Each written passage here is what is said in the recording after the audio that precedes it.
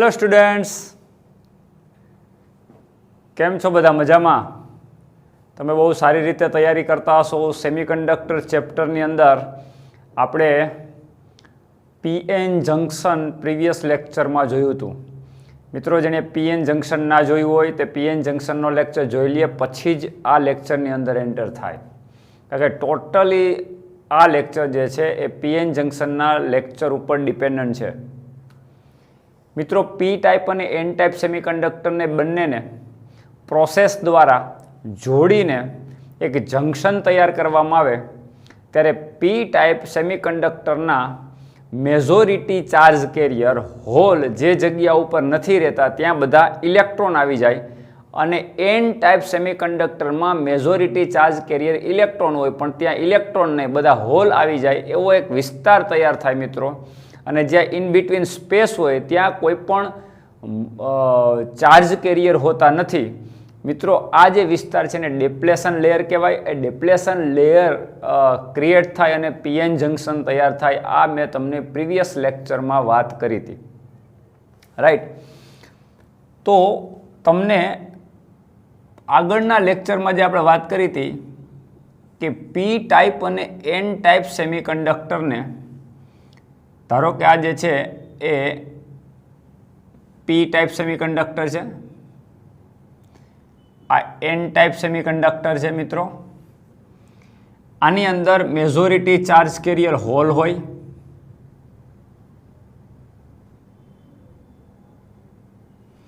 આમાં majority charge carrier electron હોય, ક્યાંક હોલ પણ હોય, અહીંયા કોઈ જગ્યાએ ઇલેક્ટ્રોન હોય. આખી વાત ઇલેક્ટ્રોન, ક્યાં ઇલેક્ટ્રોન છે, આમાં ક્યાં હોલ છે, સિલિકોન ઉપરના ઇલેક્ટ્રોન છે કે અશુદ્ધિ પરમાણુના ઇલેક્ટ્રોન છે, આ બધી જ ચર્ચા મેં પ્રીવિયસ લેક્ચરમાં કરી ગયો છું મિત્રો. એટલે પ્રીવિયસ લેક્ચર જોયા પછી જ આ લેક્ચરની અંદર એન્ટર થવું. દોસ્તો, જ્યારે ડિફ્યુઝનને કારણે ઇલેક્ટ્રોન આમાં આવી જાય અને આના હોલ ઉપર હોલ જે છે એટલે કે વેકેન્સી પૂરી દે અને અહીંયા નવા હોલ ક્રિએટ થાય, એટલે એન ટાઈપ સેમિકન્ડક્ટરમાં અહીંયા બધા હોલ અને પી ટાઈપ સેમિકન્ડક્ટરમાં અહીંયા બધા ઇલેક્ટ્રોન. એને કારણે અહીંયા નેગેટિવ સ્થિતિમાન અને પોઝિટિવ સ્થિતિમાન એટલે એક બેરિયર રચાય મિત્રો. એને પોટેન્શિયલ બેરિયર કહેવાય. અને પોટેન્શિયલ બેરિયર જે વોલ્ટેજ મળે એ સિલિકોન માટે લગભગ 0.7 વોલ્ટ હોય, એ પણ મેં તમને કીધું હતું. અને પોટેન્શિયલ બેરિયર જે છે પોઝિટિવ ટુ નેગેટિવ એક વિદ્યુત ક્ષેત્ર ક્રિએટ કરે અંદર. બે પ્રકારના કરંટ રચાય, ડિફ્યુઝન અને ડિફ્ટ કરંટ. જ્યારે બંને સમાન થાય ત્યારે સંતુલન અવસ્થા આવી જાય, અને સંતુલન અવસ્થામાં એક કરંટ ફ્લો થવાનું બંધ થઈ જાય અને ડિફ્યુઝન બંધ થઈ જાય. ટૂંકમાં ઇલેક્ટ્રોન આમાંથી આમાં આવે અને હોલ આમાંથી આમાં મૂવ થાય. મિત્રો, આ જે વિસ્તાર તૈયાર થાય એને ડિપ્લેશન લેયર અથવા તો ડિપ્લેશન વિસ્તાર કહેવાય. આ પ્રીવિયસ લેક્ચરમાં આપણે વાત કરી હતી. આની જે સાઇઝ છે એ માઇક્રોનમાં હોય, માઇક્રોમીટર કરતાં પણ 10મા ભાગનું લગભગ આ સાઇઝ અત્યંત સૂક્ષ્મ હોય. એ સૂક્ષ્મ લેયર તૈયાર થાય અને આની વચ્ચે જે વોલ્ટેજ જંક્શન આગળ, આને પીએન જંક્શન કહેવાય. આ પી ટાઈપ સેમિકન્ડક્ટર અને એન ટાઈપ સેમિકન્ડક્ટરથી જે જંક્શન બને એ આ જંક્શન છે, જેમાં અંદર એક પોટેન્શિયલ ડિફરન્સ વિદ્યુત સ્થિતિમાનનો તફાવત ક્રિએટ થાય. મિત્રો, વિદ્યુત સ્થિતિમાનનો જે તફાવત ક્રિએટ થાય એને હું કહી દઉં VO, રાઈટ? હવે જે આપણે ભણવાનું છે મિત્રો એ આજના લેક્ચરમાં, આ તો પ્રીવિયસ લેક્ચરની મેં તમને ચર્ચા કરી. એટલે ડિપ્લેશન લેયર એટલે એક એવો વિસ્તાર કે જ્યાં એન ટાઈપ સેમિકન્ડક્ટરના અહીંયા મેજોરિટી ચાર્જ કરી એન ટાઈપમાં કોણ ઇલેક્ટ્રોન, એ અહીંયા તમને ક્યાંય જોવા નહીં મળે. પી ટાઈપ સેમિકન્ડક્ટરમાં મેજોરિટી કોણ હોલ, એ અહીંયા કોઈ જોવા નહીં મળે, એ બધા ઇલેક્ટ્રોન હશે. અને એને કારણે પોટેન્શિયલ ડિફરન્સ ક્રિએટ થાય. એ પોટેન્શિયલ ડિફરન્સ વિદ્યુત સ્થિતિમાનનો જે તફાવત ક્રિએટ થાય મિત્રો, એને જ તો પોટેન્શિયલ બેરિયર કહેવાય. એ આપણે VO એવું કન્સિડર કર્યું અત્યારે. ડિફ્યુઝન શું કામે અટકી જાય એ પણ મેં તમને પ્રીવિયસ લેક્ચરમાં વાત કરી. એટલે પીએન જંક્શન વાળો લેક્ચર જેણે ના જોયો હોય પહેલાં લેક્ચર જોઈ લે, પછી જ પીએન જંક્શન ડાયોડની અંદર એન્ટર થાય.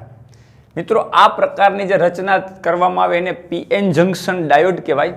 અને જે પીએન જંક્શન ડાયોડ છે એને જ્યારે બાયસિંગ કરવામાં આવે, બેટરી સાથે જોડવામાં આવે પછીની સ્થિતિ આજે આપણે ભણવાની છે. પીએન જંક્શન ડાયોડ કેવી રીતે તૈયાર થાય અને પીએન જંક્શન કેવી રીતે રેડી થાય એ મેં પ્રીવિયસ લેક્ચરમાં કીધું હતું. હવે જે પોઝિશન અત્યારે જે છે ઓપન સર્કિટની પોઝિશન કે જેને કોઈ પણ બેટરી સાથે આપણે જોડતા નથી, ત્યારે અત્યારે ડિફ્યુઝન અટકી ગયું છે, કોઈ પણ ઇલેક્ટ્રોનની મૂવમેન્ટ થતી નથી, ડિફ્યુઝન કમ્પ્લીટ અટકી ગયું છે અને વચ્ચે એક પોટેન્શિયલ ડિફરન્સ ક્રિએટ થઈ ગયો, એને બેરિયર પોટેન્શિયલ કહેવાય. અને બેરિયર પોટેન્શિયલ છે એ સિલિકોન માટે 0.7 વોલ્ટ હોય અને એ જ વસ્તુ જર્મેનિયમ માટે લગભગ 0.3 વોલ્ટ હોય. રાઈટ, એ જે પોટેન્શિયલ બેરિયર અથવા વિદ્યુત સ્થિતિમાનનો તફાવત ક્રિએટ થયો છે એ આ બંને વચ્ચે વિદ્યુત સ્થિતિમાનનો તફાવત છે જંક્શન આગળ. રાઈટ, હવે મિત્રો આને આપણે જોડીએ. હવે ડાયોડને જોડવાની પ્રક્રિયા જે છે ને બે પ્રક્રિયા છે. બેટરીને આપણને ખબર છે બે ધ્રુવ હોય, પોઝિટિવ અને નેગેટિવ. તો પી ટાઈપ સેમિકન્ડક્ટર સાથે તમે પોઝિટિવ જોડી શકો અને એન ટાઈપ સેમિકન્ડક્ટર સાથે નેગેટિવ, એક આ પ્રકારનું જોડાણ કરી શકો.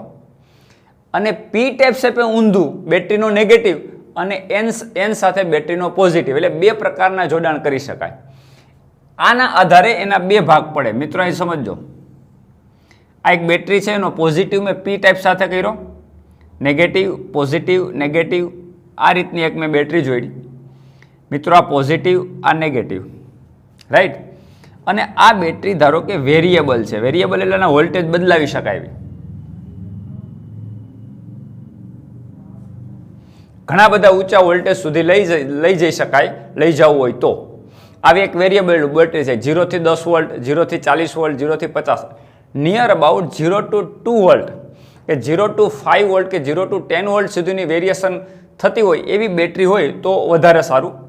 એ આ પ્રકારની બેટરી જોડવામાં આવે. રાઈટ, હવે સમજો મિત્રો, બેટરીનો પોઝિટિવ એ પી ટાઈપ સેમિકન્ડક્ટર સાથે અને બેટરીનો નેગેટિવ એન ટાઈપ સેમિકન્ડક્ટર સાથે જોડવામાં આવે તો આવા જોડાણને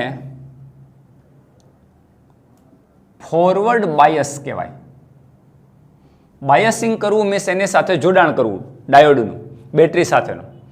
અને જો ઊંધું હોય, બેટરીના પોઝિટિવ અહીંયા પી ટાઈપ સેમિકન્ડક્ટર જે છે એ નેગેટિવ સાથે જોડવામાં આવે બેટરીના, અને એન ટાઈપ સેમિકન્ડક્ટર બેટરીના પોઝિટિવ સાથે, એટલે બેટરીના ઉલટાવી નાખવામાં આવે તો જે જોડાણ છે મિત્રો એને રિવર્સ બાયસિંગ કહેવાય.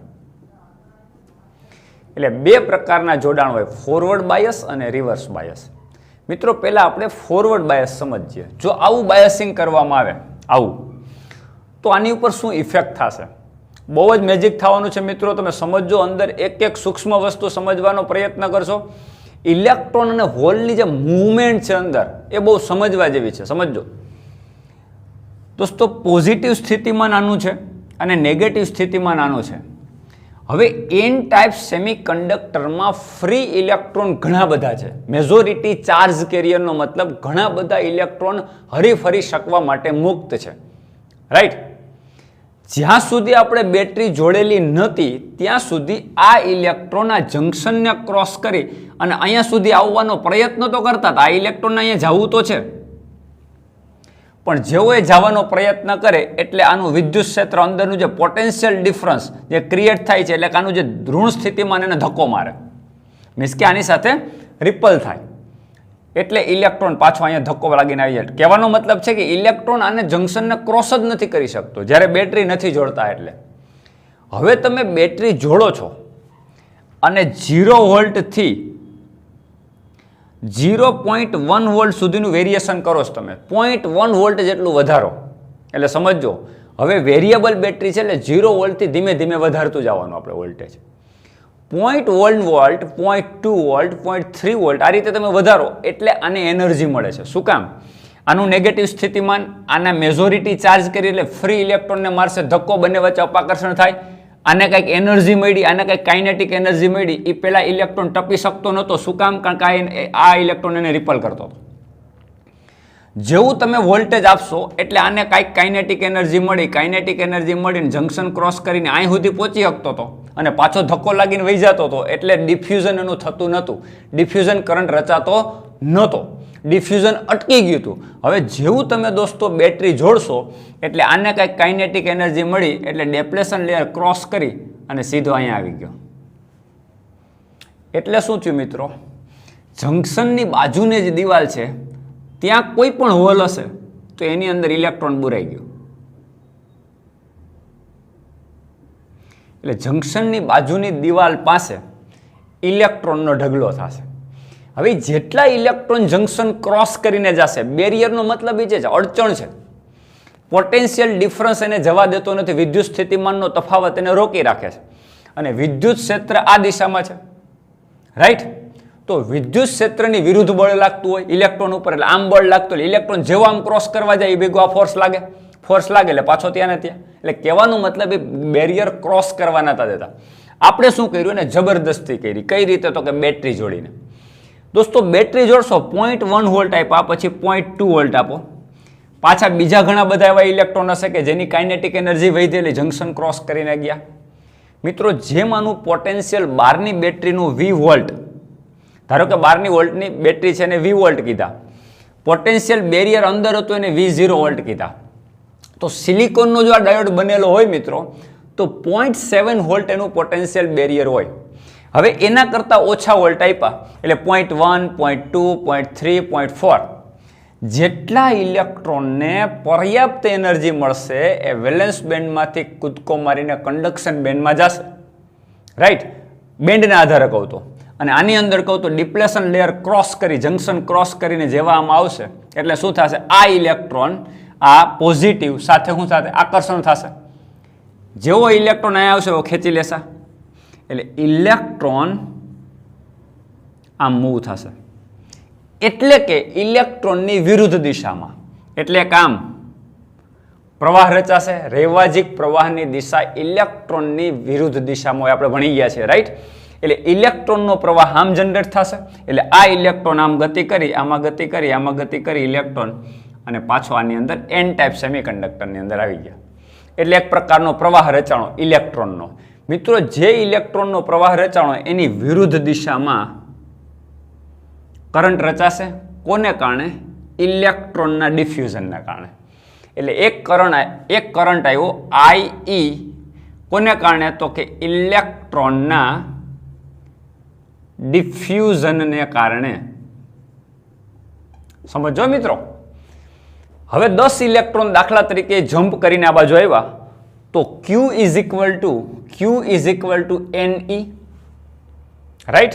એક ઇલેક્ટ્રોનનો ચાર્જ E એટલે 10 ઇલેક્ટ્રોનનો 10E, અને I is equal to Q by T, Q is equal to Ne by T. આ સૂત્ર આપણને ખબર છે. 10 ઇલેક્ટ્રોન આવ્યો હોય તો અહીંયા 10 ઇલેક્ટ્રોનને અનુરૂપ કરંટ ફ્લો થશે. 50 ઇલેક્ટ્રોન આવ્યો તો 50 ઇલેક્ટ્રોન. જેટલા ઇલેક્ટ્રોનને પર્યાપ્ત એનર્જી મળશે ને જંક્શન ક્રોસ કરી શકશે. ઇમેજ કરજો મિત્રો, આ ફીલ કરવાની વાત છે. અહીંયા તમે જો ફીલ કરશો તો જેટલા ઇલેક્ટ્રોન જંક્શનને ક્રોસ કરીને જઈ શકશે એની એટલી પર્યાપ્ત એનર્જી મળશે, એટલા ઇલેક્ટ્રોન અને જંક્શન ક્રોસ કરીને આ બાજુ આવી જાય. એટલે એન ટાઈપમાંથી પી ટાઈપ સેમિકન્ડક્ટરમાં આવશે. એટલે મિત્રો, આ ઇલેક્ટ્રોન આને ખેંચી લેશે, બેટરી આને દ્વારા ખેંચાય અને આ રીતનો પ્રવાહ રચાશે. એ ઇલેક્ટ્રોનના ડિફ્યુઝનને કારણે પ્રવાહ રચાય છે. જેટલા ઇલેક્ટ્રોન આમાં ડિફ્યુઝ થશે એટલા જશે. એટલે કહેવાનો મતલબ કે આ ઇલેક્ટ્રોન ફરી આના હોલમાં આવી શકે, પાછા એને વધારે એનર્જી મળે, આ ઇલેક્ટ્રોન આ હોલમાંથી તૂટીને આ બાજુ આવે એટલે આ બાજુ હોલ છૂટા પડતા જાય, આ બાજુ ઇલેક્ટ્રોન. એટલે ઇલેક્ટ્રોનની ગતિની દિશામાં, એટલે હોલની ગતિની દિશામાં, તો હોલની દિશામાં પ્રવાહ રચાય. એટલે ઇલેક્ટ્રોનનો પ્રવાહ જે દિશામાં હોય એના કરતાં ઊંધો પ્રવાહ રચાય એ ઇલેક્ટ્રોનના ડિફ્યુઝનના કારણે પ્રવાહ. દોસ્તો ક્લિયર? તો કહેવાનો મતલબ શું? પ્રવાહ કોને કારણે રચાણો? મેજોરિટી ચાર્જ કેરિયરને કારણે. કારણ કે એન ટાઈપ સેમિકન્ડક્ટરમાં મેજોરિટી ચાર્જ કેરિયર કોણ છે? ઇલેક્ટ્રોન. એનું ડિફ્યુઝન થાય છે અને કરંટ રચાય છે. એટલે ઇલેક્ટ્રોનના ડિફ્યુઝનને કારણે, એટલે કે મેજોરિટી ચાર્જ કેરિયર ને કારણે કરંટ રચાય છે, રાઈટ? હવે સમજો, બહુ ઇમ્પોર્ટન્ટ વાત. હવે મેં હોલની મૂવમેન્ટ તમને સમજાવી હતી કે જે રીતે ઇલેક્ટ્રોન આ બાજુ આવે એમ હોલ જે છે એને પર્યાપ્ત એનર્જી, કારણ કે અહીંયા પોઝિટિવ ચાર્જ છે, પોઝિટિવ ચાર્જ એટલે સામે અહીંયા હોલ છે, હોલ અને પોઝિટિવ ચાર્જ વચ્ચે અપાકર્ષણ. ખરેખર હોલ છે એ શું છે મિત્રો? હોલ છે વર્ચ્યુઅલ છે, વાસ્તવમાં હોલ મૂવ થતા નથી. પણ ઇલેક્ટ્રોન જેટલા આ બાજુ આવીને ખેંચાય એટલા અહીંયા હોલ રચાતા હોય, એનો મતલબ હોલનું ડિફ્યુઝન આમાં થયું કહેવાય. જેટલા ઇલેક્ટ્રોન અહીંથી જંક્શન ક્રોસ કરીને આવે તો સામે એટલા હોલ જંક્શન ક્રોસ કરીને અહીંયા ગયા કહેવાય. એટલે આ બાજુ હોલ બધા આવશે, ઘણા બધા. એટલે હોલનું ડિફ્યુઝન કઈ બાજુ થયું મિત્રો? પી ટાઈપ સેમિકન્ડક્ટરમાંથી એન ટાઈપ સેમિકન્ડક્ટરમાં. એટલે જેટલા ઇલેક્ટ્રોન, ઘણા બધા ઇલેક્ટ્રોન છે એન ટાઈપ સેમિકન્ડક્ટરમાંથી પી ટાઈપ સેમિકન્ડક્ટરમાં આવ્યા. તો આના કરતાં ઊંધું પણ વિચારી શકાય કે ઘણા બધા હોલ છે એ પી ટાઈપ સેમિકન્ડક્ટરમાંથી જંક્શન ક્રોસ કરીને એન ટાઈપ સેમિકન્ડક્ટરમાં જઈ શકશે. એટલે બીજો એક કરંટ રચાય મિત્રો, એ IH, એટલે કે હોલના ડિફ્યુઝનને કારણે.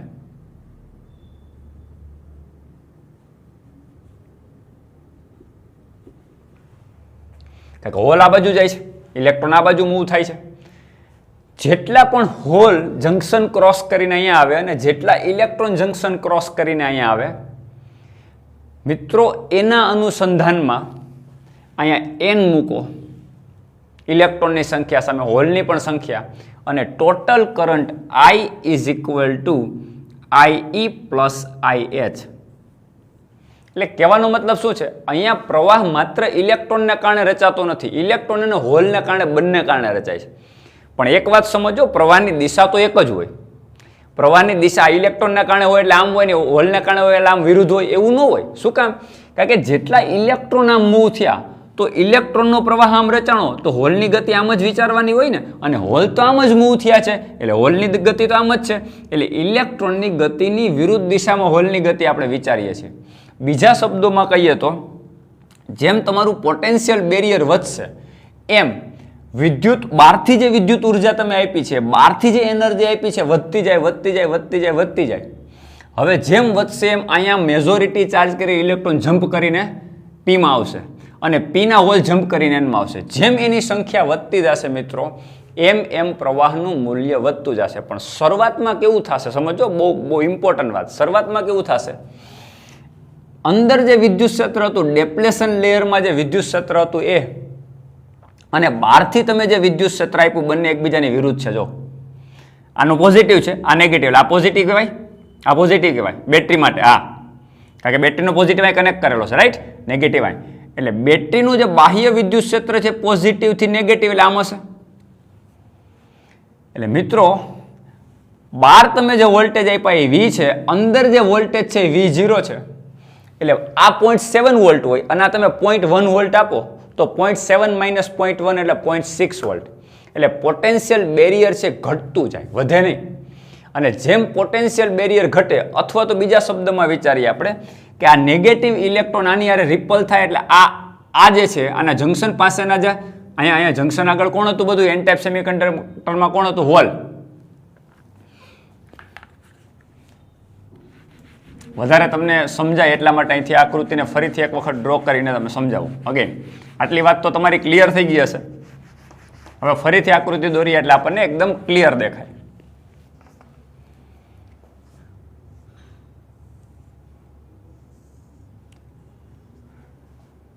આ તમારું જંક્શન મિત્રો, વચ્ચે એક આપણે લાઈન ડ્રો કરી દઈએ. આ ફોરવર્ડ બાયસિંગમાં બેટરી, આ પોઝિટિવ, આ નેગેટિવ, આ વેરિયેબલ બેટરી છે. હવે અહીંયા બધા જ પી ટાઈપ સેમિકન્ડક્ટર છે, આ એન ટાઈપ સેમિકન્ડક્ટર છે. પી ટાઈપ સેમિકન્ડક્ટરમાં ઇલેક્ટ્રોન બધા ડિફ્યુઝ થઈને અહીંયા આવ્યા હતા. એટલે આ બધા ઇલેક્ટ્રોન જે છે, અહીંયા ઇલેક્ટ્રોન હતા, અહીંયા બધા હોલ હતા. અહીંયા મેજોરિટી ચાર્જ કેરિયર ઇલેક્ટ્રોન, અહીંયા મેજોરિટી ચાર્જ કેરિયર હોલ. ક્યાંક ક્યાંક ઇલેક્ટ્રોન બતાવવાના, અહીંયા ક્યાંક હોલ બતાવવાના. હવે અહીંયા જે પોટેન્શિયલ બેરિયર ક્રિએટ થયું હતું એને આપણે કીધું V0, રાઈટ? અને વિદ્યુત ક્ષેત્રને કહીએ ધારો કે E0. ચલો, તો આ પોઝિટિવ ચાર્જ બહારથી તમે આપ્યું વિદ્યુત ક્ષેત્ર, એ વિદ્યુત ક્ષેત્ર અહીંયા પોઝિટિવ છેડો એટલે આ કહેવાય. તો પોઝિટિવ ટુ નેગેટિવ એટલે વિદ્યુત ક્ષેત્રની દિશા કેમ હશે? આને E કહી દઉં તો આ વિરુદ્ધ હશે. એનો મતલબ બંને વિદ્યુત ક્ષેત્ર એકબીજાની અસર જે છે ઘટાડે છે. એટલે પરિણામી વિદ્યુત ક્ષેત્ર ઘટશે એટલે પોટેન્શિયલ બેરિયરની હાઇટ ઘટશે. એટલે કહેવાનો મતલબ, ધારો કે એક લેવલ ઉપર પોટેન્શિયલ બેરિયર બતાવું, આ લેવલ ઉપર,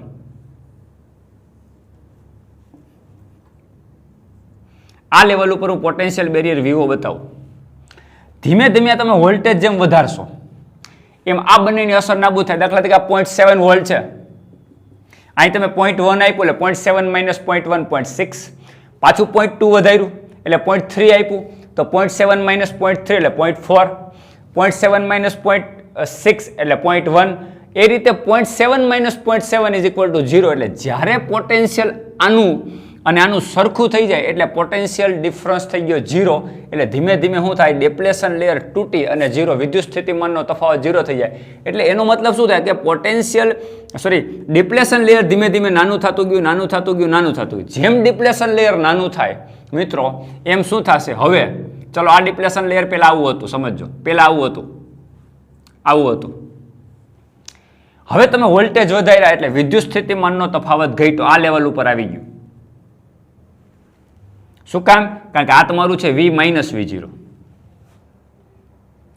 પેલા V0 હતું, પછી V માઇનસ V0 એટલે એક ઘટ્યું, એની ઊંચાઈ ઘટી એટલે મીન્સ કે વોલ્ટેજ ઘટ્યા. હજી તમે જશો તો V માઇનસ V0 આ લેવલ ઉપર આવી ગયું. હવે એક સમય એવો આવશે કે V minus V0 is equal two 0 થઈ જાય, એટલે કે V is equal two V0 થઈ જાય. એટલે કે બંનેનું પોટેન્શિયલ મિત્રો સરખું થઈ જાય. બેટરીના વોલ્ટેજ તમે વધારીને 0.7 વોલ્ટ કરી દો એટલે શું થશે, ધીમે ધીમે ડિપ્લેશન લેયર તૂટતું જશે, ઘટતું જશે. એટલે બે વસ્તુ થશે, પોટેન્શિયલ બેરિયર એટલે વોલ્ટેજ પણ ઘટશે અને ડિપ્લેશન લેયરની પહોળાઈ પણ ઘટતી જશે. ડિપ્લેશન લેયર પહોળાઈ ઘટતી જાય, દાખલો તરીકે આટલું છે ને બદલે આટલું થઈ જાય, આટલું જ. તો સ્વાભાવિક છે કે હવે આના ઇલેક્ટ્રોનને જંક્શન ક્રોસ કરવું સાવ સહેલું. એટલે ઇલેક્ટ્રોન ધડાધડ જંક્શન ક્રોસ કરતા જશે એટલે પ્રવાહમાં વધારો થશે. મિત્રો પ્રવાહનો આધાર કોની ઉપર છે, ચાર્જ કેરિયર જેટલા જમ્પ કરીને ક્રોસ કરે એની ઉપર આધાર છે, સમજો. તો જેટલા ઇલેક્ટ્રોન જમ્પ કરીને આ બાજુ આવે અથવા તો જેટલા હોલ આ બાજુ ડિફ્યુઝન થાય એટલો કરંટ વધશે. પણ એવું ક્યારે થાય, જ્યારે તમે આ બહારનું પોટેન્શિયલ વધારતા જાઓ. ક્યાં સુધી એવું નહીં થાય, જ્યાં સુધી તમારું 0.7 વોલ્ટ આવશે, એટલે કે લગભગ ઇક્વિલિબ્રિયમ પોઝિશન આવી જશે. કઈ? તો કે ડિપ્લેશન લેયરના વોલ્ટેજ અને બહારના વોલ્ટેજ બંને સરખા થઈ જશે. એટલે ધીમે ધીમે ડિપ્લેશન લેયર તૂટી અને 0 થઈ ગયો, એટલે ડિપ્લેશન લેયર જ નહીં રહે. હવે શું થયું, હવે તો આ ઇલેક્ટ્રોનને આમ જવું ફટ કરતો, આ તો ખેંચી જ લેશે કારણ કે આનો પોઝિટિવ ચાર્જ છે. આ સીધે ઇલેક્ટ્રોનને ખેંચી લેશે અને હોલ આ બાજુ મૂવ થઈ જશે. એટલે જેટલું ડિફ્યુઝન હોલનું અને ઇલેક્ટ્રોનનું થશે એટલો કરંટ સડનલી વધશે. મિત્રો હવે આના પછી 0.7 વોલ્ટ પછી હવે 0.8 વોલ્ટ આપશો, ડિપ્લેશન લેયર તો તૂટી ગયું. એટલે ઇલેક્ટ્રોનની સંખ્યામાં અત્યંત વધારો થશે, ચાર્જ કેરિયર વધુ જમ્પ કરીને જશે. હવે જમ્પ કરવાની વાત જ નથી કારણ કે ડિપ્લેશન લેયર એટલું નાનું થઈ ગયું, 0 થઈ ગયું. હવે તો ઇલેક્ટ્રોન સરળતાથી ફ્રીલી આમ જઈ શકે. એટલે પ્રવાહમાં શું થશે, સડનલી વધારો થશે. એટલે કહેવાનો મતલબ આપણે કમ્પ્લીટ એની ઉપર કંટ્રોલ કર્યો. તમે જો શરૂઆતમાં પ્રવાહ ધીમે ધીમે વધતો તો નહીવત, લગભગ વધતો જ નહોતો. દાખલા તરીકે શરૂઆતમાં 5 જ ઇલેક્ટ્રોન જે જંક્શન ક્રોસ કરી શકતા હતા કારણ કે જંક્શનની પહોળાઈ વધારે હતી. હવે તમે પોટેન્શિયલ ડિફરન્સ વધારીને ખૂબ વધારી દીધું, 0.7 વોલ્ટ કરતાં વધાર્યું એટલે જંક્શન જ નીકળી ગયું. એટલે એક આરે દાખલા તરીકે 5 લાખ ઇલેક્ટ્રોન જંક્શન ક્રોસ કરી ગયા. એટલે પ્રવાહમાં સડનલી વધારો થાય. ડિફ્યુઝન જેમ વધશે એમ પ્રવાહમાં વધારો થશે. ક્લિયર? મિત્રો કહેવાનો મતલબ છે કે તમે જ્યારે આ ગ્રાફ બનાવો આ રીતે I વર્સિસ V નો ગ્રાફ, સમજો મિત્રોનો કેરેક્ટરિસ્ટિક ગ્રાફ બનાવો I વર્સિસ V. યાદ કરો દોસ્તો, ધાતુ માટે ગ્રાફ તમે દોરતા હતા એટલે આવો સીધો મળતો હતો, અચળ. વોલ્ટેજ વધારો સામે પ્રવાહ વધે, વોલ્ટેજ વધારો સામે પ્રવાહ વધે, વોલ્ટેજ વધારો સામે પ્રવાહ સમપ્રમાણમાં વધતું હતું. આમાં એવું નથી થતું. શરૂઆતમાં તમે 0.7 વોલ્ટ સુધી વધારો તો એ પ્રવાહ એટલો બધો નથી વધતો. શું કામ? કારણ કે એને રોકે છે ડિપ્લેશન લેયર. જંક્શન ક્રોસ કરવામાં એનર્જી વધારે ખર્ચાય છે એટલે ઝાઝા ઇલેક્ટ્રોન જંક્શન ક્રોસ કરી શકતા નથી. એટલે કરંટ સૂક્ષ્મ વધે. એટલે સમજો કેવી રીતે થશે. તમે વોલ્ટેજ વધારો તો પ્રવાહ ઉપર કાંઈ અસર નહીં, વોલ્ટેજ વધારો તો પ્રવાહ ઉપર કાંઈ અસર નહીં, વોલ્ટેજ વધારો તો પ્રવાહ ઉપર કાંઈ અસર નહીં. પ્રવાહ સૂક્ષ્મ વધશે, આમ જરીક જ વધશે, સહેજ. V વોલ્ટને પેરેલલ, એક શખ્સને પેરેલલ લાઈન ચાલતી જશે, કરંટ વધશે નહીં. હવે તમે જ્યારે 0.7 વોલ્ટ કરતા વધુ વોલ્ટેજ આપશો, અત્યંત વધારશો વોલ્ટેજ, એટલે મિત્રો આ વોલ્ટેજ જે છે એટલે ધારો કે 1 વોલ્ટ 2 વોલ્ટ આ રીતના તમે વોલ્ટ આપ્યા એટલે સડનલી ડિપ્લેશન લેયર જેવું તૂટશે એ ભેગા ઇલેક્ટ્રોન જંક્શન ક્રોસ કરીને ભાગશે અને કરંટમાં સડનલી આમ વધારો થશે. આમ કરંટ વધશે. હવે તમે થોડાક જ વોલ્ટ આપ્યા, જો 0.7 થી તમે ખાલી 1 વોલ્ટ 0.5 વોલ્ટ કે 0.3 વોલ્ટનો પણ વધારો કરશો ને તો કરંટ ખૂબ વધી જશે. શું કામ?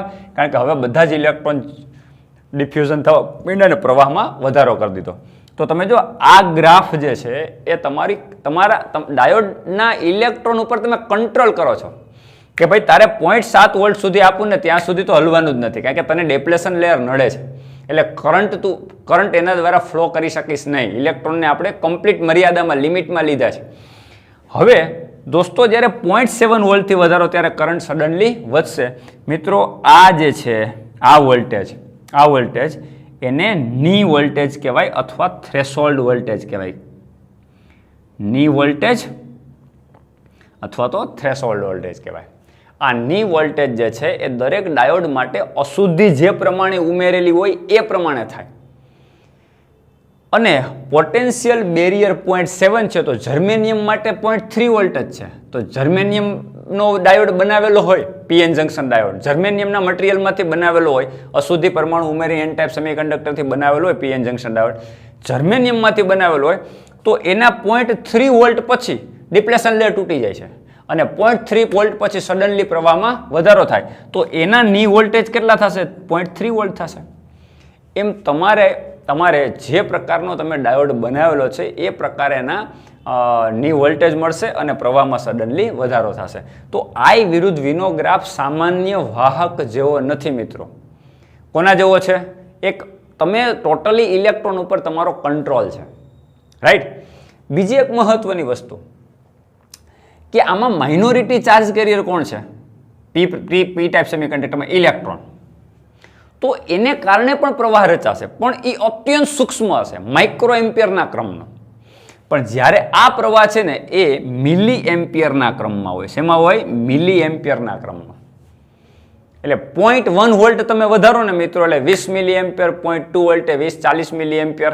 તો એ પ્રકારે 0.20 મિલી એમ્પિયર, 100 મિલી એમ્પિયર, પછી 200 મિલી એમ્પિયર, મિલી એમ્પિયરની અંદર વધારો થાય. પણ જ્યારે માઇનોરિટી ચાર્જ કેરિયર જે છે એ જંક્શન ક્રોસ કરીને જાય અને જે પ્રવાહ હોય એ અત્યંત સૂક્ષ્મ હોય એટલે નિગ્લેજેબલ હોય. એટલે આ પ્રવાહ આપણે મિલી એમ્પિયરમાં ગણીએ. એટલે આઈ વિરુદ્ધ વીનો જે ગ્રાફ તમે કરો છો એની અંદર પ્રવાહ છે મિલી એમ્પિયરમાં રચાશે અને ની વોલ્ટેજ ઉપરથી અચાનક જ પ્રવાહમાં વધારો થશે. અને આ કેવી સ્થિતિમાં મિત્રો? ફોરવર્ડ બાયસની સ્થિતિમાં. અને ખાસ એક વસ્તુ, ફોરવર્ડ બાયસની સ્થિતિમાં મોટા ભાગનો પ્રવાહ કોને કારણે હોય? મેજોરિટી ચાર્જ કેરિયરને કારણે હોય. એટલે અહીંયા મેજોરિટી ચાર્જ કેરિયર કોણ? હોલ. તો અહીં હોલને કારણે પ્રવાહ રચાય, હોલના ડિફ્યુઝનને કારણે અહીંયા મેજોરિટી ચાર્જ કેરિયર કોણ? ઇલેક્ટ્રોન. તો ઇલેક્ટ્રોન. આ બંનેના ડિફ્યુઝનને કારણે કુલ પ્રવાહ મળતો હોય છે. ક્લિયર દોસ્તો? હવે આપણે રિવર્સ બાયસ સમજવાનો પ્રયત્ન કરીએ. દોસ્તો હવે રિવર્સ બાયસિંગમાં આપણું જે જોડાણ હોય છે એ આ ટાઈપનું હોય કે ધારો કે આ તમારો પી ટાઈપ સેમિકન્ડક્ટર છે, આ એન ટાઈપ સેમિકન્ડક્ટર છે, આ બેટરી છે. તો બેટરીનો પી ટાઈપ સાથે નેગેટિવ હોય,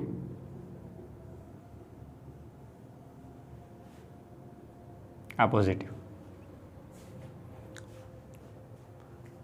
રાઈટ. તો અહીંયા પી ટાઈપ સેમિકન્ડક્ટરની અંદર મેજોરિટી ચાર્જ કેરિયર હોલ છે, આપણને ખબર છે. આ બધી વાત તો એઝ ઇટ ઇઝ રહેશે, એમાં તો કાંઈ ફરક નહીં પડે. અહીંયા મેજોરિટી ચાર્જ કેરિયર ઇલેક્ટ્રોન છે, ક્યાંક હોલ છે, અહીંયા ઇલેક્ટ્રોન છે, ક્યાંક આ રીતે. આ ડિપ્લેશન લેયર છે, પોટેન્શિયલ બેરિયર છે. પોટેન્શિયલ બેરિયરમાં અહીંયા બધા હોલ છે, અહીંયા ઇલેક્ટ્રોન એટલે ઋણ સ્થિતિમાન છે. સ્થિતિમાનની વિદ્યુત ક્ષેત્ર આ દિશામાં હોય E0. વોલ્ટેજ કહીએ તો વોલ્ટેજ V0. જ્યારે ફોરવર્ડ બાયસમાં હતી ત્યારે પોઝિશન કેવી હતી કે ડિપ્લેશન લેયર V-V0, વોલ્ટેજ ઘટતા હતા, V-V0 હતું, કારણ કે વિરોધક સ્થિતિમાં હતું. પોઝિટિવ સાથે તમે પોઝિટિવ જોડો એટલે પી સાથે ત્યારે તમે પોઝિટિવ જોડતા હતા, પોઝિટિવ સાથે નહીં સોરી પી ટાઈપ સેમિકન્ડક્ટર સાથે પોઝિટિવ જોડતા હતા ત્યારે કે વિરોધક સ્થિતિ હતી, બંનેના વિદ્યુત ક્ષેત્ર વિરુદ્ધ દિશામાં આવતા હતા, રાઈટ. એટલે V-V0 જેટલા વોલ્ટેજ હતા એટલે પોટેન્શિયલ બેરિયરની ઊંચાઈ ઘટતી હતી. સામે ઊંચાઈ મીન્સ કે પોટેન્શિયલ બેરિયર વોલ્ટેજ પણ ઘટતા હતા અને સાથે સાથે ડેપ્લેશન લેયરની પહોળાઈ ધીમે ધીમે ઘટતી હતી. જ્યારે ડેપ્લેશન લેયર તૂટી જાય ત્યારે સડનલી પ્રવાહમાં વધારો થતો હતો, કીપ ઇન માઇન્ડ. અને મેજોરિટી ચાર્જ કેરિયરને કારણે પ્રવાહ રચાતો હતો. હાલો ક્લિયર? અને ઇલેક્ટ્રોન અને હોલના જેટલા ડિફ્યુઝન વધુ થાય એમ પ્રવાહ વધારે રચાતો હતો. ક્લિયર? ઓકે.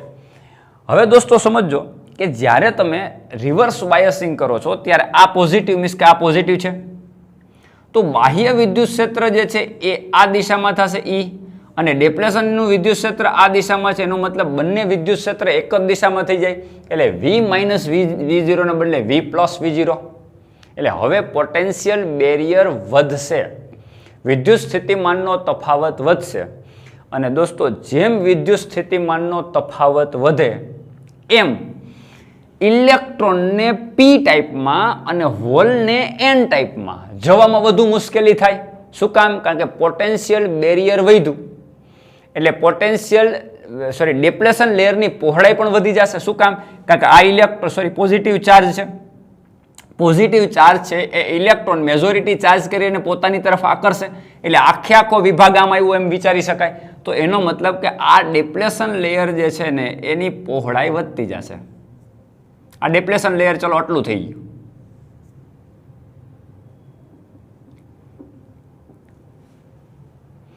બહારથી તમે કંઈક વોલ્ટેજ આપ્યા છે, એ વોલ્ટેજ વધારતા ગયા. ચલો આનું સિલિકોન માટે 0.7 વોલ્ટ એ તો ફિક્સ છે. સિલિકોનનો જે ડાયોડ બનાવેલો છે બાય પ્રોડક્ટ, જ્યારે કંપનીએ પ્રોડક્શન કર્યું ત્યારે જે એની ફિક્સ કરેલા વોલ્ટેજ છે ની વોલ્ટેજ, તો કે 0.7 વોલ્ટે એ એના થ્રેશોલ્ડ વોલ્ટેજ છે ત્યાંથી પ્રવાહમાં સડનલી વધારો થશે. રાઈટ?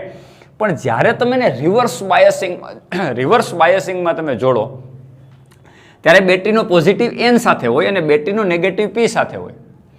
હવે આ ઇલેક્ટ્રોન અને આ પોઝિટિવ બંને વચ્ચે આકર્ષણ લાગે છે. એટલે કહેવાનો મતલબ છે કે વિદ્યુત ક્ષેત્ર એક જ દિશામાં થઈ ગયું, એટલે પોટેન્શિયલ બેરિયર વધ્યું, સામે ડિપ્લેશન લેયરની પહોળાઈ વધી. એટલે હવે N ટાઈપ સેમિકન્ડક્ટરમાં ઇલેક્ટ્રોન જંકશન ક્રોસ કરીને Pમાં અને P ટાઈપ સેમિકન્ડક્ટરના હોલ જંકશન ક્રોસ કરીને Nમાં જવું ખૂબ મુશ્કેલ, હાઈ એનર્જી રિક્વાયરમેન્ટ, વધુ ઉર્જાની જરૂર પડશે, એટલે જંકશન ક્રોસ કરી શકશે નહીં.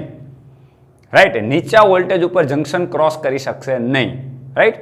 એટલે હવે ડિફ્યુઝન નહીં થઈ શકે, એટલે પ્રવાહનું નિર્માણ થશે નહીં લગભગ. હવે કયા ઇલેક્ટ્રોન જંકશન ક્રોસ કરી શકવા માટે પર્યાપ્ત છે તો સમજો. હવે આ વિદ્યુત ક્ષેત્ર પ્રબળ બન્યું ને પેલા કરતા, ફોરવર્ડ બાયસ કરતા, તો આ ઇલેક્ટ્રોન હોય જેમાં માઇનોરિટી ચાર્જ કરે, P ટાઈપ સેમિકન્ડક્ટરની અંદર ઇલેક્ટ્રોન છે ને એ આમાં જઈ શકશે. શું કામ? કારણ કે ઇલેક્ટ્રોન ઉપર બળ કેમ લાગતું હોય? વિદ્યુત ક્ષેત્રની વિરુદ્ધ દિશામાં બળ લાગતું હોય. તો જેમ વિદ્યુત ક્ષેત્ર પ્રબળ થશે એમ ઇલેક્ટ્રોન ઉપર ઇલેક્ટ્રોનને આવડું મોટું જંકશન ક્રોસ કરીને જવામાં સાવ સહેલું થશે, કારણ કે એનર્જી એને વધારે મળી છે. અને ઇલેક્ટ્રોન ઉપર બળ મિત્રો હંમેશા વિદ્યુત ક્ષેત્રની વિરુદ્ધ લાગે. આપણને ખબર છે F = EQ વાળું સૂત્ર. રાઈટ? અહીંયા આના ઇલેક્ટ્રોન હોય તો ઇલેક્ટ્રોનનો ચાર્જ નેગેટિવ હોય, એટલે બળની દિશા અને વિદ્યુત ક્ષેત્રની દિશા વિરુદ્ધ હોય, જે આપણે ભણી ગયા છે અને બહુ સિમ્પલ વાત છે. રાઈટ? તો આ ઇલેક્ટ્રોન આને ક્રોસ કરી શકશે, પણ આ હોલ આમ ક્રોસ કરવા જશે તો નહીં કરવા દે, કારણ કે વિદ્યુત ક્ષેત્રની વિરુદ્ધ દિશામાં ને વિદ્યુત ક્ષેત્રની દિશામાં બળ લાગે, એટલે હોલને આ દિશામાં બળ લાગશે, એટલે હોલ આ બાજુ, તો સામે માથે એને રોકશે, ઉલટાનું એને જંકશન ક્રોસ કરવામાં આ વિદ્યુત ક્ષેત્ર અવરોધક બનશે, હેલ્પ નહીં કરે. કોણ હેલ્પ કરશે? આ ઇલેક્ટ્રોનને આ પ્રબળ વિદ્યુત ક્ષેત્ર જંકશન ક્રોસ કરવામાં હેલ્પ કરશે. એટલે આ માઇનોરિટી ચાર્જ કેરિયર છે ને જંકશન ક્રોસ કરીને આમાં આવશે, અને જે પ્રવાહ રચાશે તો સેમ વસ્તુ આમાં જે માઇનોરિટી કોણ છે? હોલ. આમાં માઇનોરિટી કોણ છે? હોલ. તો વિદ્યુત ક્ષેત્રની પ્રબળતા વધી તો વિદ્યુત ક્ષેત્રની દિશામાં બળ લાગે, કોની ઉપર? હોલ ઉપર. તો હોલ જંકશન ક્રોસ કરીને આમાં જઈ શકે. એટલે કહેવાનો મતલબ અહીંયા પણ હોલ અને ઇલેક્ટ્રોનના ડિફ્યુઝનને કારણે જ પ્રવાહ રચાય છે, પણ અહીંયા મિત્રો વિચારો માઇનોરિટી ચાર્જ કેરિયરના કારણે પ્રવાહ રચાય છે, અને માઇનોરિટી ચાર્જ કેરિયર જ એમ કે છે કે અહીંયા ઇલેક્ટ્રોન પણ ઓછા હોય ને અહીંયા સામે હોલ પણ ઓછા હોય. ડિફ્યુઝન ગમે એટલું થાય દોસ્તો, પણ સંખ્યા જ ઓછી છે. અહીંયા મેજોરિટી ચાર્જ કેરિયર કોણ છે? હોલ. એ ટપી શકતા નથી. અહીંયા માઇનોરિટી ચાર્જ કોણ છે? ઇલેક્ટ્રોન. એ ટપી શકે સરળતાથી. તો પ્રવાહ માઇનોરિટી ચાર્જ કેરિયરને કારણે રચાશે મિત્રો, એટલે લગભગ રચાશે જ નહીં એમ કહી શકાય, કારણ કે એ લગભગ માઇક્રો એમ્પિયરના ક્રમમાં હોય. એટલે કહેવાનો મતલબ, જો તમે બેટરીને ડાયોડને રિવર્સ બાયસમાં જોડશો તો પ્રવાહનું નિર્માણ થશે નહીં, એટલે માઇક્રો એમ્પિયરના ક્રમમાં રચાશે. એટલે શું? તો કે જ્યારે તમે આ રીતનો ગ્રાફ દોરો મિત્રો, આ રીતનો તમે ગ્રાફ દોરો, I વિરુદ્ધ V નો ગ્રાફ, ત્યારે ફોરવર્ડ બાયસમાં તમને આવો કંઈક ગ્રાફ મળ્યો તો શરૂઆતમાં પ્રવાહ લગભગ મળતો જ નહોતો ને સડનલી આ રીતે પ્રવાહમાં વધારો થયો. આ તમારો ફોરવર્ડ બાયસનો ગ્રાફ. અને પ્રવાહ કોને કારણે રચાતો? તો મેજોરિટી ચાર્જ કરીને કારણે. અહીંયા પ્રવાહ રચાતો જ નથી, સમજો. એટલે લગભગ શરૂઆતમાં પ્રવાહ મળશે જ નહીં. તમે વોલ્ટેજ વધારશો, સૂક્ષ્મ વોલ્ટેજ વધારશો તો પણ તમારો પ્રવાહ તો વધવાનો જ નથી. શું કામ? કારણ કે માઇનોરિટી ચાર્જ કરી જંકશન ક્રોસ કરીને જાય છે, એને કારણે પ્રવાહ શરૂઆતમાં મળશે જ નહીં. સમજો હવે શું થશે? બહુ ઇન્ટરેસ્ટિંગ વાત છે મિત્રો, સમજો. હવે જ્યારે આ ઇલેક્ટ્રોન જે છે એ વિદ્યુત ક્ષેત્ર પ્રબળ હોવાથી એકદમ ઝડપથી જંકશન ક્રોસ કરશે, હાઈ કાઇનેટિક એનર્જી, ઉચ્ચ ગતિ ઉર્જા સાથે. એટલે મિત્રો, એ ડેપ્લેશન લેયરની અંદર સિલિકોન હોય તો સિલિકોનને આ રીતના આપણે ભણી ગયા છે સહસંયોજક બંધથી જોડાયેલા હોય. મિત્રો, દાખલા તરીકે સિલિકોનનો એક બોન્ડ તૂટ્યો, એટલે સીધું દાખલા તરીકે આ બોન્ડ છે સહસંયોજક બંધ, આ ઇલેક્ટ્રોન અહીંથી મૂવ થઈ અને ડેપ્લેશન લેયર ઉપર ભટકાણો અહીંયા. એટલે સિલિકોનના જે બોન્ડ છે, બાહ્યતમ કક્ષાના ઇલેક્ટ્રોન જે સહસંયોજક બંધથી જોડાયેલી બંધને તોડશે હાઈ એનર્જી સાથે. એટલે આ ઇલેક્ટ્રોન, સમજો, આ ઇલેક્ટ્રોન અહીંથી મૂવ થઈ સિલિકોનનો જે બોન્ડ છે એને તોડી અને ઇલેક્ટ્રોનને કર્યો ઘા. બોન્ડ તો તૂટી ગયો પણ હાઈ એનર્જી સાથે. મિત્રો, આ ઇલેક્ટ્રોન જે હાઈ એનર્જી સાથે બોન્ડ તોડી અને મુક્ત થયો, એ શું કરશે? બીજા એક ઇલેક્ટ્રોનને, એક બોન્ડને તોડશે. એટલે એમાંથી પાછા બીજા બે ઇલેક્ટ્રોન, એટલે એક આ ઇલેક્ટ્રોન અને બીજો એક તૂટ્યો ઇલેક્ટ્રોન, એટલે બે ઇલેક્ટ્રોન. ફરી આ બે ઇલેક્ટ્રોન છે હાઈ એનર્જી સાથે બીજા એક બોન્ડને તોડશે, આ બીજા એક બોન્ડને તોડશે. એટલે એક આ ઇલેક્ટ્રોન, એક આ બીજા બે અને આ બીજા બે, આ રીતે 4 ઇલેક્ટ્રોન. મિત્રો, સિમ્પલ એક ઉદાહરણ આપો, આમાં કદાચ તમને સમજાય નહીં તો એક સિમ્પલ વાત. એક બરફનો પર્વત છે મિત્રો, હિમાલય.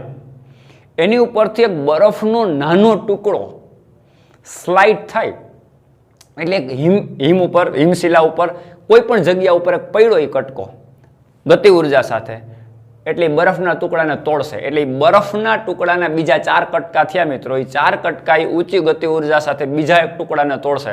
એટલે બીજા એના 4 ના 8 કટકા થયા. એ 8 કટકા ફરીથી બીજાને તોડશે. મિત્રો, આ જે અસર છે એ જ્યારે નીચે પહોંચે ત્યારે આખી બરફની શિલા ધરાશય થઈ જાય. નીચે એકદમ, તમને ખબર છે જ્યારે બરફનું તોફાન આવે ત્યારે બરફની શિલાઓ ધડાધડ તૂટી હોય. મિત્રો, એ એવલાન્ચ ઇફેક્ટ કહેવાય. એ એવલાન્ચ ઇફેક્ટ ક્યારે આવતી હોય?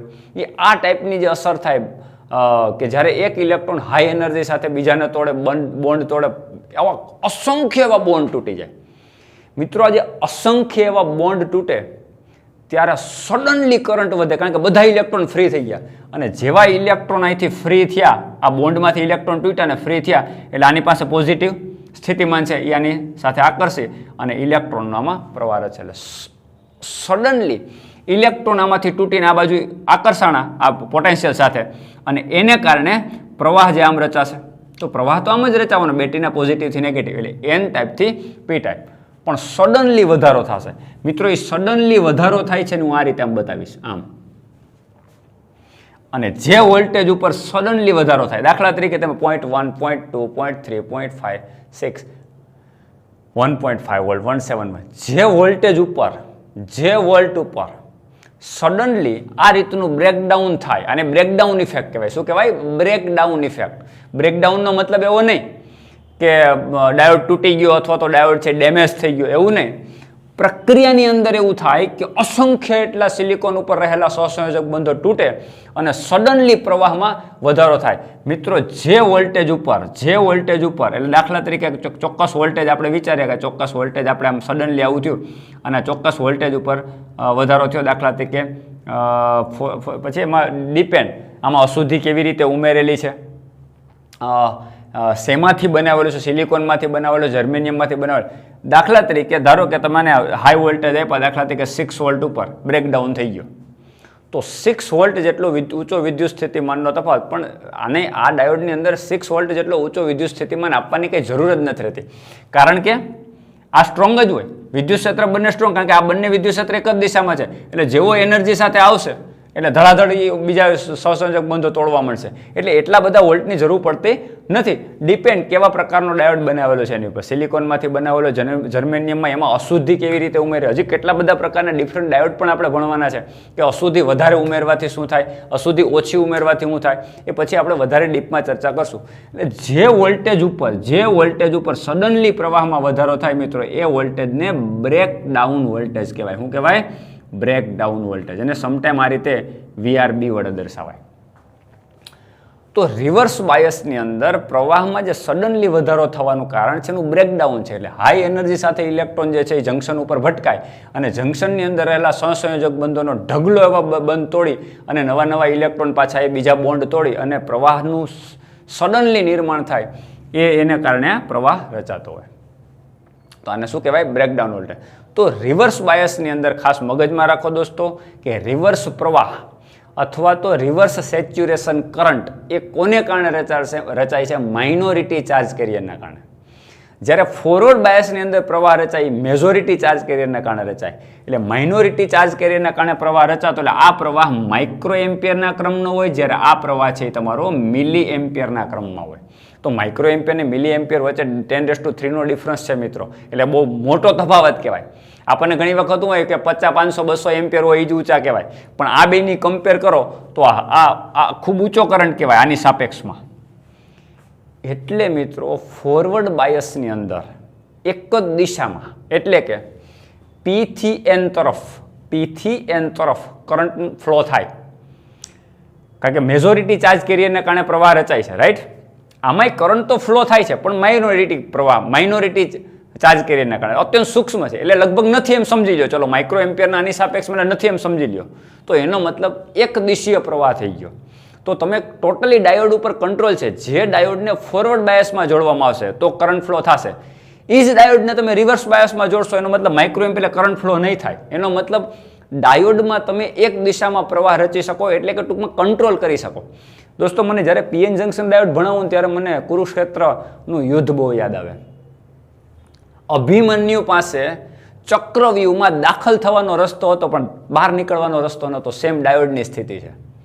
ફોરવર્ડ બાયસમાં કરંટ ફ્લો થશે, રિવર્સ બાયસમાં કરંટ ફ્લો થશે નથી. એટલે કોઈ પણ ડિવાઇસની અંદર જ્યારે આ પ્રકારના ડાયોડને ફોરવર્ડ બાયસમાં તમે જોડી દો, પોઝિટિવ સ્થિતિમાન સાથે P અને નેગેટિવ સ્થિતિમાન સાથે N જોડો તો કરંટ જશે. પણ જેવું તમે ડાયોડને ઉલટાવી નાખશો એટલે ડાયોડમાંથી કરંટ ફ્લો જ નહીં થાય. હવે કોઈ કહેશે સાહેબ માઇક્રો એમ્પિયર, પણ માઇક્રો એમ્પિયરનો કરંટ આટલો સૂક્ષ્મ કહેવાય કે જે લગભગ નિગ્લેજિબલ છે. એટલે આપણે એને પ્રવાહ નથી જતો એમ સમજશું. એટલે જ્યારે ડાયોડને રિવર્સ બાયસમાં જોડેલો હોય ત્યારે લગભગ કરંટ I = શું લેવામાં આવે? 0. સમજાય દોસ્તો? તો આ થઈ ગઈ રિવર્સ લાક્ષણિકતા, આ થઈ ગઈ ફોરવર્ડ લાક્ષણિકતા. હવે એક બહુ મહત્વની વાત દોસ્તો, આ બધી વાત આપણે ક્લિયર કરી દીધી. ફોરવર્ડ લાક્ષણિકતા કોને કહેવાય, રિવર્સ લાક્ષણિકતા કોને કહેવાય. હવે મને યાદ આવે છે કે આપણે અવરોધ મેળવવો હોય ક્યારેય, તો આપણે ઓહમના નિયમમાં I વિરુદ્ધ V નો ગ્રાફ દોરીએ એટલે સીધું હતું કે આ જે છે એનો ઢાળ લ્યો આમ, તો આ તમારો ડેલ્ટા I, આ તમારો ડેલ્ટા V. તો R = 1/R = ∆I/∆V, કારણ કે tan θ આ ઢાળ, tan θ એટલે સામેની બાજુ છેદમાં પાસેની બાજુ એટલે ઢાળ. તો ઢાળ બરાબર 1/R હતું. અને ઢાળનું વ્યસ્ત લ્યો એટલે કે R લ્યો એટલે તમને ∆V/∆I એટલે 1/tan θ. ઢાળનું વ્યસ્ત આ તમારો tan θ, એનું વ્યસ્ત લ્યો એટલે cot θ લ્યો એટલે તમને અવરોધ મળતો હતો. પણ આ અવરોધ કોન્સ્ટન્ટ હોય એટલે આને અચળ અવરોધ કહીએ આપણે. કોને લાગુ પડતી હતી આ વાત? વાહકને. ઓહમનો નિયમ માત્ર વાહક માટે કોન્સ્ટન્ટ ટેમ્પરેચર ઉપર છે. ટેમ્પરેચર બદલવાથી અવરોધ બદલાય છે, આપણને ખબર છે. ટેમ્પરેચર ડિપેન્ડન્ટ છે રેઝિસ્ટન્સ. હવે અહીંયા ડાયોડનો અવરોધ જે છે એ તો દોસ્તો બદલાશે ને, કારણ કે ડાયોડની અંદર લાક્ષણિકતા તો આપણને આવી કંઈક મળી. I વિરુદ્ધ V ની લાક્ષણિકતા આપણને આવી કંઈક મળી છે આમ. તો આપણે શું કરવાનું છે, એક નાનો સૂક્ષ્મ પ્રવાહ રચાય એવો એક વિભાગ લઈ લેવાનો.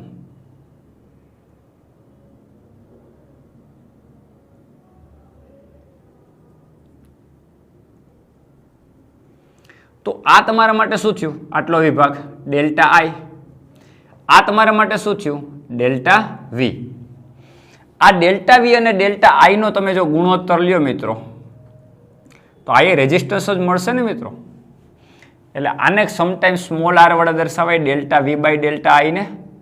અને આને ડાયોડનો ડાયનેમિક અવરોધ કહેવાય. શું કહેવાય, ડાયોડનો ડાયનેમિક અવરોધ. એટલે જ્યારે સૂક્ષ્મ પ્રવાહ અને સૂક્ષ્મ વોલ્ટેજ માટે ડેલ્ટા વી બાય ડેલ્ટા આઈ તમે મેળવી લ્યો અને જે મળે એ તમારા ડાયોડનો અવરોધ કહેવાય. એ રેઝિસ્ટન્સ છે એનો ડાયનેમિક અવરોધ હોય. એટલે આ પ્રકારે એક ખાસ અવરોધ વિશે વાત કરી, કારણ કે આમાં અચળ કોન્સ્ટન્ટ અવરોધ તો છે જ નહીં, અહીંયા જુદો હશે, અહીંયા જુદો હશે. એટલે કોઈ પણ જગ્યા ઉપર કોઈ એક ગાળામાં સૂક્ષ્મ પ્રવાહ માટે અને સૂક્ષ્મ વોલ્ટેજનો ગાળો લે, અત્યંત સૂક્ષ્મ ભાગ, અને જ્યારે બંનેનો ગુણોત્તર તમે વિચારો તો એ ગુણોત્તર જે છે ડાયોડનો ડાયનેમિક અવરોધ કહેવાય. તો એ દરેક જગ્યા ઉપર જુદો મળતો હોય, પણ તમે એક નાના ગાળા માટે લ્યો આ રીતે, તો મેં ડેલ્ટા વી અને ડેલ્ટા આઈનો તફાવત લઈ, વોલ્ટેજ અને પ્રવાહનો તફાવત લઈને આ રીતે તમે ડાયનેમિક અવરોધ શોધી શકો. એ એક રેન્જ હોય, આમાં એક ચોક્કસ નથી, અચળ નહીં હોય. તમે એમ કહી ન શકો કે આ ડાયોડનો અવરોધ એટલો છે. એક રેન્જ હોય કે આટલા ઓહમથી લઈને આટલા ઓહમ સુધી, કારણ કે અહીંયા જુદો મળે, અહીં જુદો મળે, અહીં જુદો મળે, અહીં જુદો મળે. એટલે ડાયનેમિક અવરોધમાં એક રેન્જ હોય કે આટલા ઓહમથી લઈને આટલા ઓહમ સુધીનો ડાયોડ હોય, અવરોધ હોય. તો એક આ વસ્તુ ખાસ આની અંદર ધ્યાન રાખવાની છે. ક્લિયર મિત્રો? તો રિવર્સ બાયસ અને ફોરવર્ડ બાયસ આ બંને લાક્ષણિકતા મેં તમને સમજાવી દીધી. કોને કારણે કરંટ રચાયા સમજાવી દીધું. તો પ્રવાહની દિશા મેં સમજાવી દીધી કે પ્રવાહ એક દિશામાં જ વહે. દાખલા તરીકે હવે તમને જો એ જ વસ્તુ કહું કે વાહકનો ટુકડો તમે લ્યો આ રીતે, તો આને યારે બેટરી તમે જોડો, ગમે એમ બેટરી જોડો, આમે પ્રવાહ જાય ને આમે જાય ને. ડાયોડમાં એવું નહીં થાય. ડાયોડની અંદર એક દિશા પ્રવાહ થઈ ગયો, ફોરવર્ડમાં પ્રવાહ જશે, રિવર્સમાં પ્રવાહ જશે નહીં. બીજી એક મહત્વની વસ્તુ ડાયોડ વિશે મિત્રો, સાદા પીએન જંક્શન ડાયોડનો સિમ્બોલ આવો છે. આને આપણે પી ટાઈપ સેમિકન્ડક્ટર કહેશું, આને એન ટાઈપ. એટલે આ તમારા માટે પીએન, એટલે આ પોઝિટિવ અને આ નેગેટિવ. જો તમે ડાયોડને આમ જોડો, બેટરીના પોઝિટિવ સાથે પી, નેગેટિવ સાથે આ માઇનસ આ ડાયોડ, અહીંયા આ રીતે એક લીટી હોય નાની. જે નાની લીટી જે છે ને એ નેગેટિવ તરીકે લેવાની, અને આ સાઈડ છે પોઝિટિવ તરીકે પી. એટલે આ પી ટાઈપ, આ એન ટાઈપ. રેડી? તો પી સાથે આપણે પોઝિટિવ જોડ્યો, એનો મતલબ આ ફોરવર્ડ બાયસ કહેવાય. અને આ જ રીતે, એટલે કે કહેવાનો મતલબ છે કે પીનું સ્થિતિમાન ઊંચું હોય અને એનનું સ્થિતિમાન ઓછું હોય. આ ફોરવર્ડ બાયસ છે. નેગેટિવ પોઝિટિવ ભૂલી જાઓ. એ જ રીતે તમે એક બીજો ડાયોડ લીધો, આ ડાયોડ આમ છે, અહીંયા નેગેટિવ જોડે, અહીંયા પોઝિટિવ જોડે, ઊંધું જોડાણું, આ પી અને આ એન. આ પીએન જંક્શન ડાયોડનો છે ને સિમ્બોલ છે. આપણે કોઈ પણ સર્કિટની અંદર દાખલા અવરોધ જોડો હોય તો આપણે આ રીતે બતાવીએ, એમ ડાયોડને જોડવાનો, આ ડાયોડ જે છે એ જોડેલો, એટલે આ ડાયોડનો સિમ્બોલ છે, પી ટાઈપ, આ એન ટાઈપ. પી સાથે જો મેં બેટરીનો નેગેટિવ જોડ્યો ને એન ટાઈપ સાથે બેટરીનો પોઝિટિવ જોડ્યો, રાઈટ? એટલે ઊંધું જોડાણ છે. તો આ જોડાણને શું કહેવાય? રિવર્સ. જો પીનું સ્થિતિમાન ઘટી ગયું, એટલે જેમાં પીનું સ્થિતિમાન ઓછું હોય અને એનનું સ્થિતિમાન ઊંચું હોય એ તમારું રિવર્સ બાયસ. જેમાં પીનું સ્થિતિમાન ઊંચું હોય અને એનનું સ્થિતિમાન ઓછું હોય એ તમારું ફોરવર્ડ બાયસ.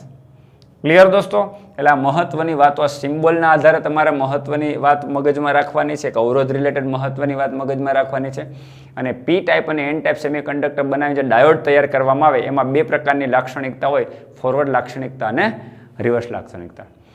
દોસ્તો આજના લેક્ચરમાં અહીં સુધી રાખશું. નેક્સ્ટ લેક્ચરમાં આપણે આગળ વધશું. Have a good day.